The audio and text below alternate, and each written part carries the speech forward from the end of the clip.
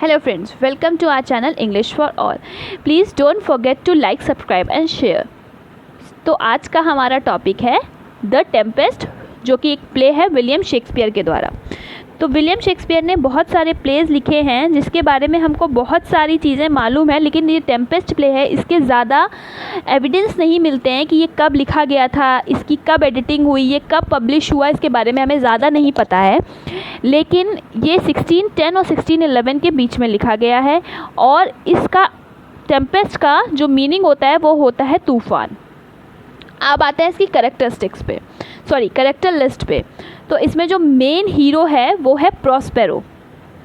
Prospero जो है वो 12 साल पहले एक मिलान नाम की जगह का राजा हुआ करता था। ये बहुत ही अच्छा राजा हुआ करता था। वहाँ पे मिलान एक शहर था या एक जगह थी, वहाँ पे 12 साल पहले वो राज किया करता था। लेकिन उसके भाई जो था उसने उसके राज्य को हड़प लिया था। उसकी एक बेटी थी मिरांडा। ये दोनों प्रॉस्पेरो और मिरांडा एक आइलैंड पे रहते थे। केवल यही दोनों जो थे वो एक दूसरे की फैमिली थे और प्रॉस्पेरो और मिरांडा यहाँ पे आइलैंड पे रहते थे। और ये जो प्रॉस्पेरो था इसको बहुत जादू टोना आता था।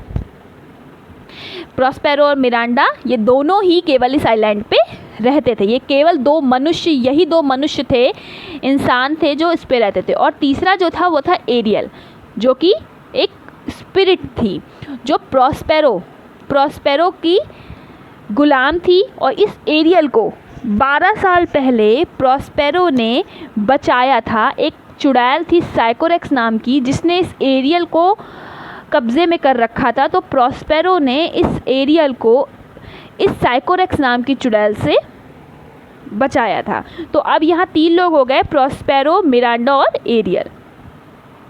एक और यहाँ पे रहता था वो जिसका नाम था कैलेबन, जो कि साइकोरेक्स जो थी उसका बेटा था। तो साइकोरेक्स ने एरियल को तो बंदी बना रखा था और जो कैलेबन था उसका बेटा था, उसको अब नौकर बना लिया था प्रॉस्पेरो ने। इस कैलेबन ने एक बार प्रॉस्पेरो की बेटी मिरांडा का रेप करने की भी कोशिश की थी। तो ये जो मिरांडा थी इससे बहुत नफरत करती थी, इसको बिल्कुल पसंद नहीं करती थी कैलेबन को। ये जो कैलेबन था ये प्रॉस्पेरो से चिढ़ता था मन ही मन, क्योंकि पहले जो साइकोरेक्स थी वो इस आइलैंड पे राज किया करती थी और इस प्रॉस्पेरो के आने के बाद ये यहाँ राज्य करने लगा, इसलिए कैलेबन जो है इससे चिढ़ता भी था। और जो इसमें कैरेक्टर्स हैं वो हैं एंटोनियो, जो प्रॉस्पेरो का भाई था जिसने 12 साल पहले मिलान को उससे हड़प लिया था धोखे से।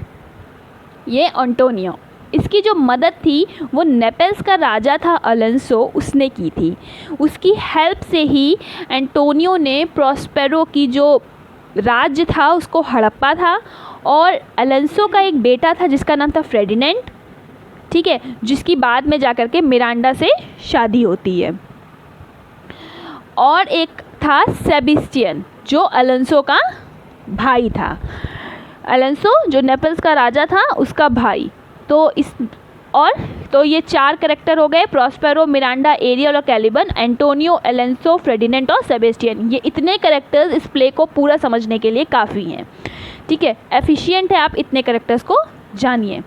उसके बाद हम आपको बताते हैं, शुरू होती है इसके जो स्टार्टिंग होती है वो एक सी से होती है जहाँ पे खूब बड़ा तूफ़ान आया होता है। उस तूफ़ान में एक शिप जो होती है वो फंसी होती है। तो ये जो शिप में जो लोग होते हैं वो अलेंसो की बेटी की शादी से लौट रहे होते हैं। इस शिप में एंटोनियो, अलेंसो, फ्रेडिनेंट, सेबेस्टियन और भी काफ़ी सारे लोग फंसे हुए होते हैं और ये शिप तूफ़ान में फंसी होती है। इस प्ले का नाम है टेम्पेस्ट, जिसका मीन्स भी तूफ़ान होता है। तो इस प्ले के ही नाम से क्या होता है, इसकी सेटिंग भी रखी गई है। तो ये जो सी है इसमें शिप है, इस शिप में एंटोनियो, अलेंसो, फ्रेडिनेंट सब हैं और इस शिप तूफ़ान में फंसी हुई है, जो कि तूफ़ान किसने लाया है, प्रॉस्पेरो ने। तो मिरांडा और प्रॉस्पेरो किनारे पे आइलैंड पे खड़े होकर उस शिप को देख रहे होते हैं कि ये जो शिप है ये फंसी हुई है। तो मिरांडा क्या कहती है, मिरांडा अपने पिता से कहती है कि ये जो शिप है देखिए ये फंसी हुई है इसमें। और उसे लग रहा होता है, मन ही मन उसको पता होता है कि जो सब कुछ है कि सब कुछ जो हो रहा है इस शिप के साथ, जो तूफ़ान आया हुआ है, वो ज़रूर इसके पिता ने उठाया है। तो मिरांडा अपने पिता से कहती है कि आपने ये तूफ़ान क्यों उठाया है, आपकी इन लोगों से क्या दुश्मनी है जो आपने इतना तूफ़ान उठाया, इसमें जो सब है वो सब मर जाएंगे। तो मिरांडा अपने प्रॉस्पेरो जो था उसके फादर, उससे रिक्वेस्ट करती है कि आप इस शिप को बचा लीजिए, नहीं तो इसमें जितने भी लोग हैं सब मर जाएंगे, और अगर आप कर रहे हैं तो ऐसा क्यों कर रहे हैं फादर, इस शिप को आपने क्यों तूफ़ान में फंसा रखा है, ठीक है, हम आपसे रिक्वेस्ट करते हैं कि इसको बचा लीजिए, नहीं तो इसमें जितने भी लोग हैं सब के सब मर जाएंगे। मिरांडा पूछती है कि बार बार वो पूछती है अपने फादर से कि क्या बात है, मुझे बताइए क्यों आपने ये कर रखा है। तो प्रॉस्पेरो सोचता है कि अब वक्त आ गया है जब मिरांडा को बताया जाए कि 12 साल पहले क्या हुआ था, क्यों वो एक राज्य छोड़ करके इस आइलैंड पे आ गए थे और क्या हुआ था 12 साल पहले। तो प्रॉस्पेरो अपनी बेटी को बताता है कि उसका जो भाई था, उसके जो चाचा थे मिरांडा के, उन्होंने प्रॉस्पेरो का जो राज्य था वो धोखे से हड़प लिया था। जो एंटोनियो था, धोखेबाज भाई था उनका प्रॉस्पेरो का, उसने उस प्रॉस्पेरो का जो राज्य था वो उससे धोखे से हड़प लिया था, उसको और मिरांडा को बाहर फिकवा दिया था।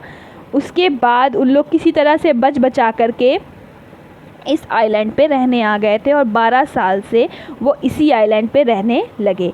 और उसने, एंटोनियो ने किसकी हेल्प ली थी इसमें, ठीक है,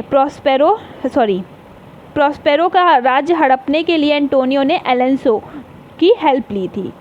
अब मिरांडा और प्रॉस्पेरो वहाँ खड़े होकर देख रहे हैं, ठीक है। प्रॉस्पेरो बताता है कि हमने ये इसीलिए किया है कि मैं इनसे बदला ले सकूं। आज जो सारे सर्कमस्टेंसेस हैं वो मेरे फेवर में हैं, तो आज मैं अपने उसका बदला लूँगा जो मेरे साथ इन लोगों ने किया था, ठीक है। 12 साल पहले जो इन लोगों ने मेरे साथ किया था, आज मैं उसका बदला लूँगा।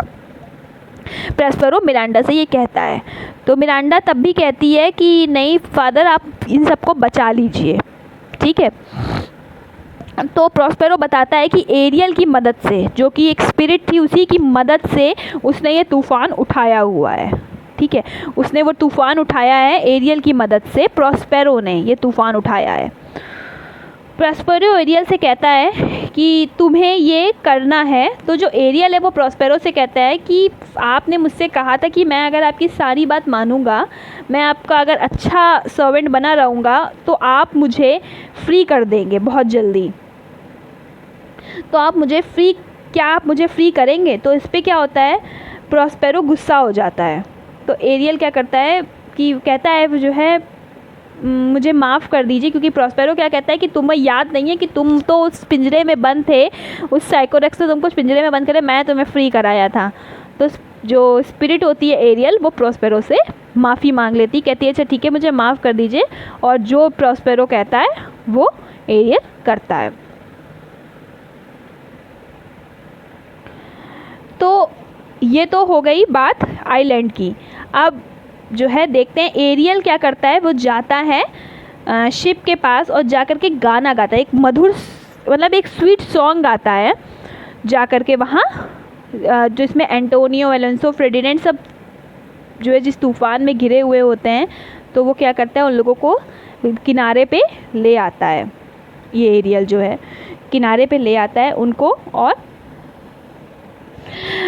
उसके बाद एक होता है कैलेबियन जो हमने बताया था, जो कि नौकर है प्रॉस्पेरो का, वो गया होता है लकड़ियाँ इकट्ठा करने। प्रॉस्पेरो ने उससे कहा होता है तुम लकड़ियाँ इकट्ठा करके लाओ, ठीक है। तो कैलेबियन तो वैसे भी प्रॉस्पेरो से बहुत चिढ़ता था, लेकिन अब क्या कर सकता था, उसको काम करना ही था, जो क्योंकि वो उस समय नौकर था। तो प्रॉस्पेरो कैलेबियन से कहता है कि तुम जाओ और जा करके लकड़ियाँ इकट्ठा करके लाओ। तो वो जा गया होता है लकड़ियाँ इकट्ठा करने, कैलेबियन लकड़ियाँ इकट्ठा करने गया होता है, और एरियल जो होता है वो कहाँ होता है, शिप के पास होता है। एंटोनियो, एलेंसो, फ्रेडिनेंड और सेबेस्टियन को किनारे पे लेके आता है, जो कि उसका गाना सुन कर के बिल्कुल हिप्नोटाइज जैसे हो जाते हैं, और ले आता है। तो जो फ्रेडिनेंड होता है उसको लेकर के जब एरियल आता है, तो प्रॉस्पेरो देखता है कि जो मिरांडा होती है वो एलोंसो के बेटे फेर्डिनेंड को देखते ही पहली बार में उससे प्यार में पड़ जाती है, क्योंकि मिरांडा ने पहला इंसान देखा होता है। क्योंकि प्रॉस्पेरो और मिरांडा दो ही लोग ऐसे थे जो यहाँ पे उसने एक इंसान देखा था। तो जो ये मिरांडा होती है वो फेर्डिनेंड को देख करके तुरंत प्यार में पड़ जाती है, वो उससे प्यार करने लगती है। प्रॉस्पेरो भी ये देख के खुश हो रहा होता है कि हाँ मेरी बेटी को इससे प्यार हो गया, वो मन खुश हो रहा था, पर वो उसका टेस्ट लेने लगता है। तो वो फेर्डिनेंड को क्या करता है, जो है उसको हिप्नोटाइज कर करके और उसको कहीं बंदी बना लेता है। तो एलोंसो को क्या लगता है कि मेरा बेटा जो है वो गायब हो गया है। अब ये 3 लोग बचे होते हैं, उनको लगता है मेरा बेटा जो है इस बाढ़ में मर गया। उनको ऐसा लगता है एलोंसो को कि मेरा बेटा इस बाढ़ में मर गया। वो बहुत दुखी होता है अपने बेटे को लेकर के। वो ढूंढ रहे होते हैं फेर्डिनेंड को, एलोंसो। तो एलोंसो क्या हो रहा है, बहुत दुखी हो रहा है इस बात से कि फेर्डिनेंड गायब है। लेकिन फेर्डिनेंड को तो एरियल जो है प्रॉस्पेरो के कहने से वहाँ ले आया है। अब एलोंसो जो है सो गया है इसकी नींद की वजह से, मतलब जो एरियल ने गाना गाया था उसमें वो सो गया, एलोंसो सो जाता है। तो जो एंटोनियो सेबेस्टियन होते हैं, ये लोग क्या करते हैं, ये लोग एक प्लान बनाते हैं एलोंसो के खिलाफ। कहते हैं कि सो रहा है, तो इसको एंटोनियो और सेबेस्टियन कहते हैं हम लोग एक काम करते हैं कि इसको जो है एलोंसो को मार डालते हैं। सेबेस्टियन की मदद से सेबेस्टियन से एंटोनियो कहता है कि इसको मार डालते हैं, तो जिससे कि क्या होगा, इसका जो राज होगा वो हम लोग हड़प लेंगे। ठीक है। तो ये एंटोनियो होता है वो सो रहा होता है, तो कुल्हाड़ी लेके खड़ा होता है। और तभी क्या होता है, एरियल जो होता है वो एलोंसो को जगा देता है। तो जब एलोंसो जगता है तो एंटोनियो कहता है अरे नहीं, हम तो आपकी जंगली जानवरों से, शेरों से रक्षा करने के लिए एक लेकर के खड़े हैं। उसी समय पे एरियल उनको जगा देता है एलोंसो को। तो वो देख लेता है, तो कहता है अरे हम तो आपके लिए ये जो जंगली जानवर और इन सब से रक्षा के लिए कुल्हाड़ी लेके खड़े हैं। ठीक है। अब क्या होता है, जो एलोंसो होता है वो बहुत दुखी होता है। ठीक है, बहुत ज़्यादा दुखी होता है। वो चला आता है, कहता है कि क्या करें। अब कैलेबियन को कुछ समझ में नहीं आ रहा होता है। वो 2 लड़कियाँ उसको मिली होती हैं बस केवल। ठीक है। अब ये चारों जो है, ये तीनों, एंटोनियो, एलोंसो और सेबेस्टियन, ये सब जो है उस पे आइलैंड पे आ जाते हैं। और प्रॉस्पेरो फेर्डिनेंड से काम करा रहा होता है, बहुत सारा काम करा रहा होता है कि काम देखने के लिए कि वो एलोंसो जो है वो उसकी बेटी के लायक है कि नहीं है। और फेर्डिनेंड भी अपनी बेटी के चलते जो है ये सब कर रहा होता है। लेकिन जो मिरांडा होती है उसको ये सब देख करके बहुत बुरा लग रहा होता है। ठीक है, उसको बुरा लग रहा होता है कि किस तरीके से अब जो है फेर्डिनेंड को वो पसंद भी कर रही है, फेर्डिनेंड भी उसको पसंद करता है। वो इसी चक्कर में, सिर्फ प्यार के चक्कर में वो सब कुछ झेल रहा होता है, सब काम कर रहा होता है। तो अब प्रॉस्पेरो अपनी बेटी की शादी तो करना चाहता है फेर्डिनेंड से, लेकिन अब वो देखेगा भी, क्योंकि वो फादर है, वो देखेगा कि फेर्डिनेंड कैसा है। तो इसीलिए उसने उसको बंदी बना रखा है। मिरांडा और फेर्डिनेंड दोनों एक दूसरे को प्यार से नज़रों से देखते रहते हैं। अब जो एंटोनियो सेबेस्टियन है, ठीक है, और एलोंसो है, ये सब एरियल इन लोगों को लेकर के यहाँ आ जाता है और बताता है इन लोगों को कि आपने जो 12 साल पहले ये सब कुछ जो किया था आप लोगों ने, उसी वजह से आपके साथ ये हो रहा है। ये जो आपने 12 साल पहले ये सब कुछ किया है, जो आपने उस पे प्रॉस्पेरो के साथ जो आपने धोखाधड़ी की थी आप लोगों ने, उसी वजह से अब ये हो रहा है, उसी वजह से आप लोग इस मुसीबत में अटके हुए हैं। तो जो एलोंसो होता है वो बहुत परेशान हो जाता है, कहता है उसका एक तो बेटा भी खो गया होता है। तो एरियल लोगों को कहता है कि आप लोग एक काम करिए, माफ़ी मांग लीजिए चल के प्रॉस्पेरो से, आप सब लोग चल करके माफ़ी मांग लीजिए प्रॉस्पेरो से, और शायद ये सब कुछ ठीक हो जाए। तो अब ये लोग क्या करते हैं, एंटोनियो, एलोंसो और सेबेस्टियन, ये तीनों जो है जाते हैं कहाँ, प्रॉस्पेरो के पास। ठीक है। वहाँ जा कर के वो लोग क्या करते हैं, एरियल के साथ जाते हैं और वो एरियल क्या करता है, जा कर के एंटोनियो को मिलाता है प्रॉस्पेरो से और कहता है कि देखिए ये मैं माफ़ी मांगता हूँ जो हमने भी आपके साथ जो कुछ भी किया। तो प्रॉस्पेरो भी इन लोगों को माफ़ कर देता है और एलेंसो माफ़ी मांगता है कि सॉरी, हम आपसे माफ़ी मांगते हैं जो हमने एंटोनिया के साथ मिल करके आपके साथ ये सब कुछ किया।